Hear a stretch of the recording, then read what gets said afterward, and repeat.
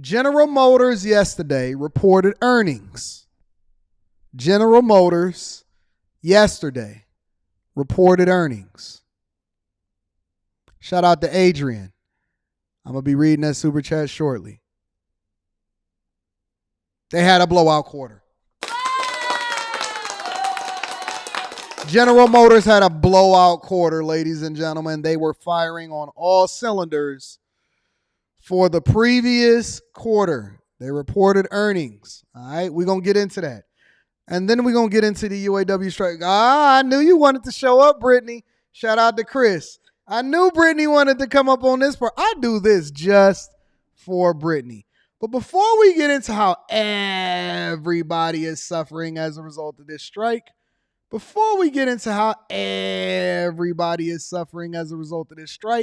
the first thing that I want to do is I want to give you some idea on what's happening over on the corporate side of things, all right? Investors, shareholders, chairman of the board, General Motors, UAW employees that are looking for profit sharing checks. Let's get into it. We do have some breaking news on the UAW strike, but stay with us for a moment. We'll come back to you, James Quincy. We'll go to Phil LeBeau. Phil. The UAW announcing a new strike location. This time it is General Motors. It is GM's largest, most profitable plant, the Arlington Final Assembly Plant. This is where they build all of their full-size SUVs, everything from the Escalade to the Yukon to the Tahoe. You mentioned it as far as a large SUV from GM. It's likely coming through the Arlington plant. The UAW saying GM posted a profit of $3.5 billion in the third quarter. They ought to have more money to spend on UAW members. So GM's earnings in the third quarter, they had profits after they grossed revenue, expenses. Profit was roughly $3.5 billion. And the UAW said, we want our cut. All right. So General Motors did reported earnings to shareholders yesterday. They had earnings of about $3.5 billion. Just a few hours after GM posted better than expected earnings in the third quarter, the UAW is saying it is adding a third final assembly plant. By the way, Sarah, you add up these three plants, now including Arlington, that is 42% of GM's U.S. production that has now been shut down by the UAW. So their assembly plant in Arlington, Texas is 42%. 42% of their U.S. production, their main source of revenue. And as Brittany says, Big Daddy Fane said he want to shut everything down there. All right. So they went on strike yesterday, not only for Stellantis, but they also went on strike over in General Motors at the Arlington, Texas facility. Sarah, back to you. All right, Phil, thank you. 42% shut down in the U.S. Now, let's go over to their CFO, their chief financial officer, and let's see what his assessment is considering the strike. Phil LeBeau joins us now with a special guest. Hello again, Phil. Hey, Joe. Let's bring in Paul Jacobson, CFO for General Motors. Paul, you beat on the top and the bottom line in the third quarter. Don't mean to be rude here, but I don't think anybody's really focused on the third quarter. You had a great quarter, but the focus is on the fact that you pulled your guidance for the rest of this year because of the impact of the UAW strike. Where do things stand right now in terms of the strike? Well, good morning, Phil, and thanks for having us. First, I just wanted to say thanks to the entire team for a terrific quarter. Again, lots of uncertainty, lots of things going on, but the team continues to execute based on the vehicles that we're producing and the strong customer demand we see out there. We made the decision to pull the guidance mainly because of the uncertainty around the strike. We didn't want to speculate where the next plant might be hit or how long it might last, and we figured the best thing to do for investors was to just withdraw that guidance. Now, let's stop for a second, y'all. Let's stop for a second. Let's talk about it from a financial impact or from a financial perspective. What does pulling guidance mean? Pulling guidance basically means that they don't know or they can't necessarily try to project what their profitability is, what their success is going to be, or what their earnings are going to be for the rest of the year because They are not sure how long the UAW is going to be on strike. They're not sure if they're ever going to or when they're ever going to be able to come to an agreement with the UAW about getting people back to work. And then more importantly, how does that weigh on fourth quarter earnings, which then that would cause for them to be able to issue guidance over into their shareholders and investors, right? So they had to pull guidance because they have no clue. Now, the other side of this conversation is if you're looking at this chart, and I studied the charts of a lot of different companies, even ones that I'm not necessarily invested in. If you look at this chart, you can look at it two ways. For the year,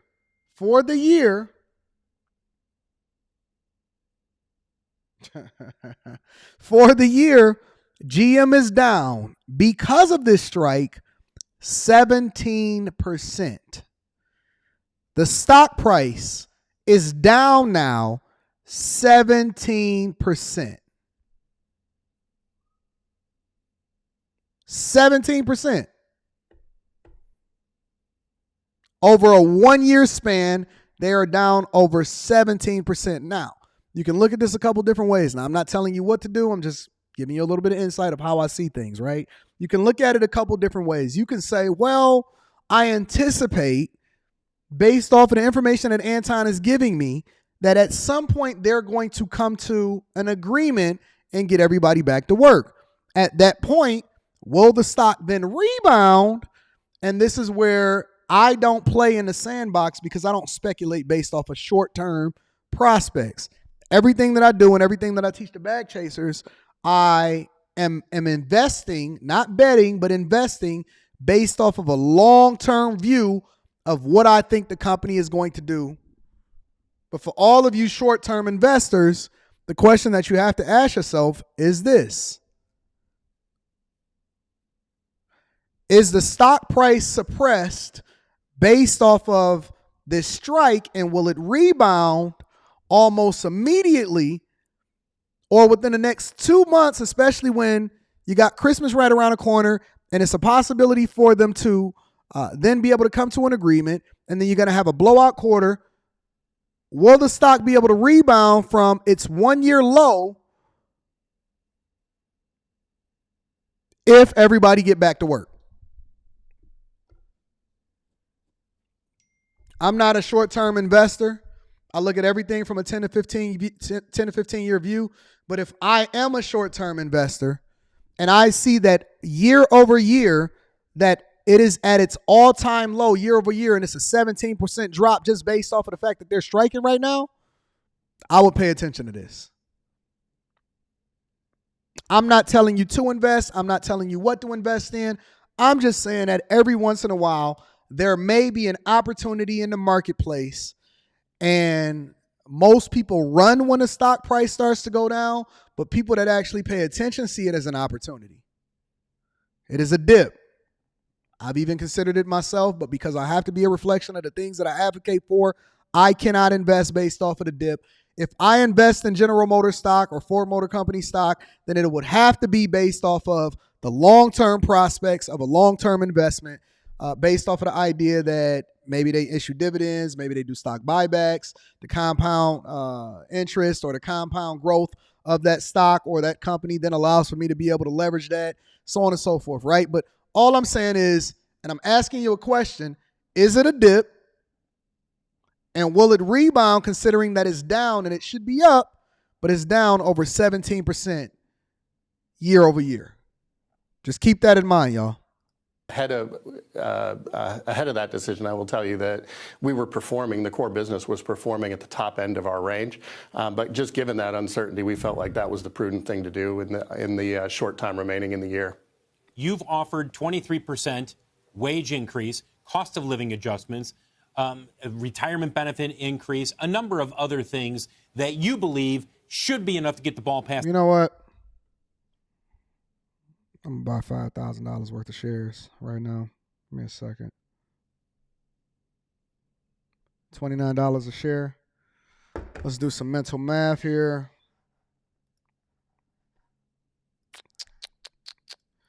Let's see. What is General Motors currently trading at right now?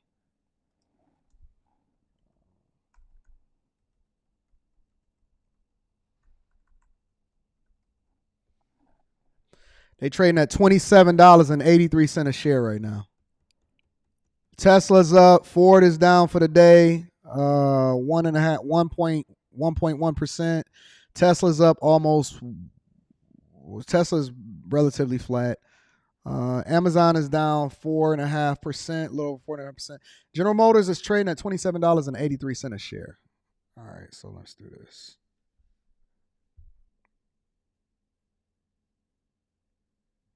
I'm going to go ahead and play it, and then I'm going to pick up $5,000 worth of shares real quick. But Sean Fain has come out and said, no way, there's more to gain. And he basically said Arlington's on notice. If you're an investor out there right now, what do you tell an investor? Because people are looking at this and they're saying, for as much as you guys are saying you're offering record contracts, the UAW continues to come back and say, nope, not good enough. Well, we are focused, and the team in the room at the negotiating table is focused on getting to a good deal for our people and continuing to pay them at the highest rates in the world and getting them back to work. That's the primary objective for us, and we think it's the best thing for our team as well. There's obviously uncertainty out there. We're doing our best to manage through it, and I think the team has executed well. But I think the answer is to try to get everybody back to work as quickly as possible, and that's what we're committed to do. Paul, clarify something if you could. 3 weeks ago, actually, I think it was 2 weeks ago, 2.5 weeks ago, Sean Fain came out and said, look, we were going to strike. And he basically said we were targeting the Arlington plant. But, GM came up and they said, we agreed to have UAW members at our EV battery production facilities, the ones that are planned, the ones that, you already have one that's up and running. And we haven't heard a clarification from General Motors since then. Are you, as a company, committing to the UAW staffing your EV battery plants? Well, ultimately, I think that's the choice of the employees, and the employees at Lordstown have made that choice. They're represented by the UAW, and the team there at the Ultium joint venture is negotiating that agreement with those members, as they should. We have been consistent throughout this transformation that we want to bring everybody along, and we want to make sure that we transform at a pace that allows us to bring people along as well. And, we're committed to doing that. So, the negotiations get very, very complicated at the table. I'd rather leave those in the room. But, we're doing our best to meet the UAW where they're asking and where we're able to do that. So, one of the sticking points for the UAW is they're not sure that they want to commit to the union to be the ones to actually build and the staff a lot of these electrical plants based off of the demands that they're asking, including the 32-hour work weeks, like they over there in Europe or something somewhere, right? I might need to buy another 5,000 shares. I think I'm about to buy another 5,000 shares. Give me a second. I'll get there in a minute. But let me share with you what's happening on the other end. So a lot of what I've shown you throughout the week, over the last few weeks, is I've been showing you people that, no, I just bought it. I literally just bought it. I just showed you guys that I bought it. I like to show you the receipts. One of the things that I've been showing you over the last few weeks is I've been showing you guys what's been happening on the lines and the picket lines with the people that's been striking for an extended period of time. And I want to show you what's happening to everybody else, because a lot of people think that it's only the UAW members that's taking out the payday loans and they getting different jobs. And I had different people emailing me yesterday and the day before, and they was like, yo, Anton, my people is over here and they got jobs at Taco Bell and KFC and Burger King. And I walked into Wendy's and I seen some of my line members working these jobs or whatever because they trying to survive and they trying to make sure that they, make ends meet.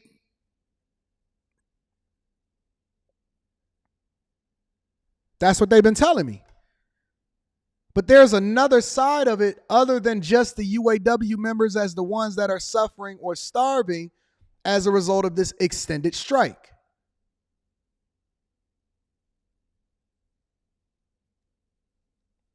Right? There's suppliers, restaurant owners and workers, contractors, people that are interdependent, even janitors, even cleaning services. There are people that are interdependent on what is going on over at these plants that are then suffering as a result of it, and they are not even getting strike pay. They're not even getting strike pay. Let me share with you their stories. People who work at certain Jeep suppliers have been laid off since the strike started. WTOL 11's Andre Norrell spoke to some since they've been off the job since day one. Andre, what did they tell you?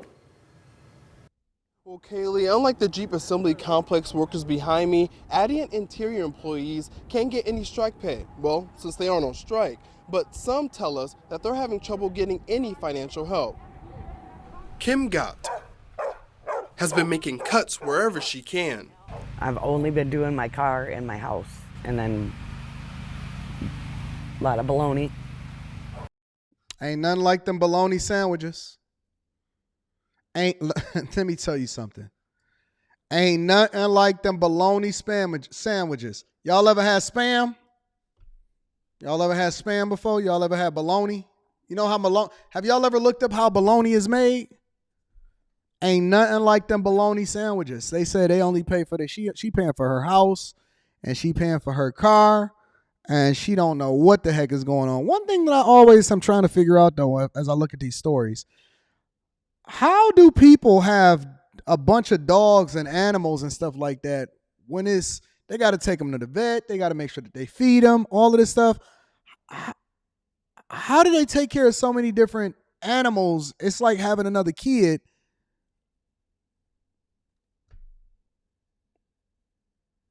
Ain't nothing like a bologna sandwich, though.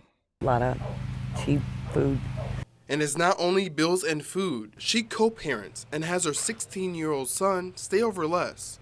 I don't have the money to be making meals every day, so he's been staying more there. Gott was laid off from Adient the start of the UAW strike. And for 5 weeks, she says she's been working to get unemployment. She ended up getting a letter saying she was approved. I got it yesterday and I got denied today. So interesting. Let's break down her story. She is also a part of the UAW, but she is not a part of the UAW plant workers that work directly for General Motors, Chrysler, or Ford, or Stellantis instead of Chrysler, or Ford, right? So the UAW has unionized all across the board. So when these people then get laid off from their jobs, they don't get strike pay. They don't get strike pay. So they just get laid off even though they are still union members, and they are the ones that then suffer until these plants get back up and running, and then maybe they can get back to work and hopefully they can get unemployment pay if they can get through the line and they can get through all of the red tape that goes along with it. Oh, you never thought about that. But the union is still looking to unionize more plants that are not unionized in order to then make sure that they add to the ranks so that they can pay their union dues and they can get their strike pay back up.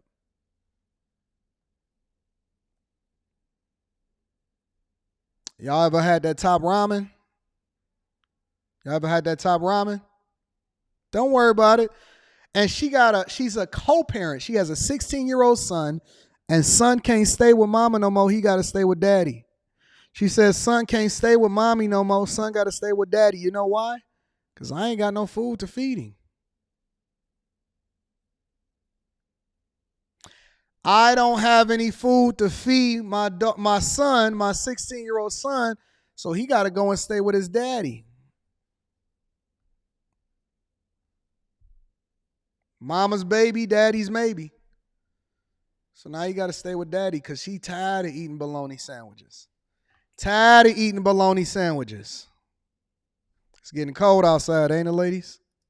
all day, she's been trying to get in touch with someone who could help. This is the third call today. But has had no success. This process just adding stress. And if unemployment were coming through, I'd be at least keeping afloat with my main bills. But unemployment hasn't come through at all. Holly Davis is friends with Gott.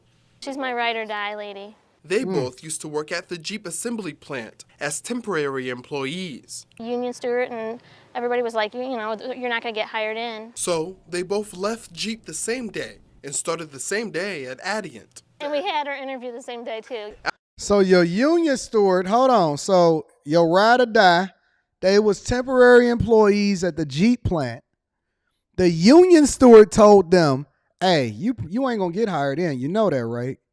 The union steward, who was a representation of the local, said, listen, y'all ain't going to get hired in anyway, so they went and found a better job working at a supplier that actually pays them instead of continuing to work at the place where they was going to eventually cross over and to become permanent employees. What a finesse. What a finesse. What a finesse.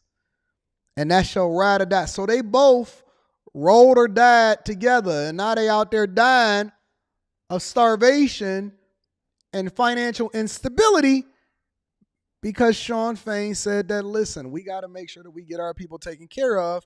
But they forgot that most of the other people that they've unionized is not even a part of the big three over there in Detroit.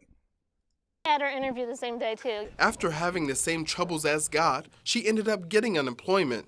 But Whatever I could let go, I did let go. it hasn't been enough to get by. We're losing out $500 to $600 plus a week. So I'm lucky I pay one bill and then have enough to feed my family. She plans to go to the food pantry to help ease the struggle. Can't be. Oh, man, listen. Y'all see these people and you see the American flag and they living with they man or whatever, some of them not so much so. And they wind up getting laid off. And you know what they got to do? They got to go to the food pantry. Y'all know y'all ever been to the food pantry? I know that most of y'all is privileged. I know a lot of y'all get into the bags. I know a lot of y'all don't know what that feels like. But if you ain't never been to the food pantry before, if you ain't never had your stomach growling and you had no options whatsoever, she says she got to go to the food. She going to have to go to the food pantry to figure out how to feed themselves. Mortgage, late.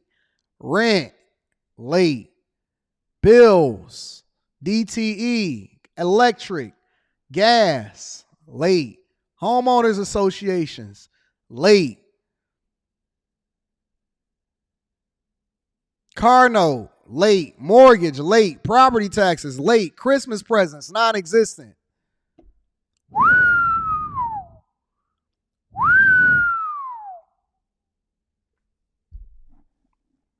You know it's hard out here for a pimp when you gotta get that money for the rent. In a minute, these guys gonna be loaning out their chicks. Hey, go get that money, baby. Now all of a sudden we starting to see an uptick in a higher uptick on OF, OnlyFans. The OF crew is out here popping. Now y'all want to do ASMR videos with y'all feet. Keep on taking feet pics, thinking that somebody gonna look at your ugly bunions. Ain't nobody checking for your bunions, girl. We not going for the feet pics. Now all of a sudden it's a whole bunch of people putting their feet on the internet. Is the is the market that big for the feet pics? Keep on seeing a whole bunch of people creating new videos wearing masks online like we not going to be able to recognize your voice and your tattoos. I see you over there on that OF site trying to create something new. I'm not going for no feet pics. Don't ask for nothing. Won't be nothing. I'm not doing no feet pics out here in these streets. Flat out. Flat out. Pantry to help ease the struggle. Can't be a proud person, or you're never going to have food for your family. And both Gott and Davis have thought about getting another job, but they don't plan to stay at a job long since they want to go back to Adient after the strike. Who's going to hire us? It's nothing like being humbled. Being humbled. Jay got it the hard way, says they got to start selling that armpit hair.